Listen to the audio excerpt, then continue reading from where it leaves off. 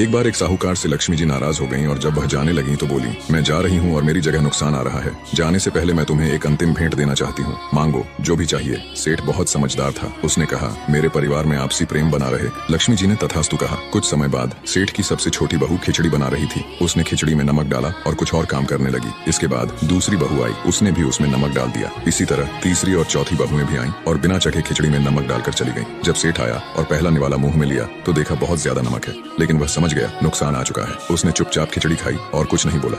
इसके बाद बड़ा बेटा आया, निवाला मुंह में लिया और पूछा, पिताजी ने खाना खा लिया? क्या कहा उन्होंने? सभी ने उत्तर दिया, हाँ खा लिया। कुछ नहीं बोले। अब लड़के ने सोचा, जब पिताजी ही कुछ नहीं बोले तो मैं भी चुपचाप खा लेता हूँ। इस प्रकार घर के अन्य सदस्य एक एक करके पहले वालों के बारे में पूछते और चुपचाप खाना खाकर चले गए। रात को नुकसान सेठ के सामने हाथ जोड़कर कहने लगा, मैं जा रहा हूँ। सेठ ने पूछा, क्यों? तो नुकसान ने कहा, 1 किलो नमक तो खा गए, फिर भी झगड़ा नहीं हुआ। मेरा यहाँ कोई काम नहीं। जिस घर में आपसी प्रेम हो वहाँ सदा सुख शांति होती है।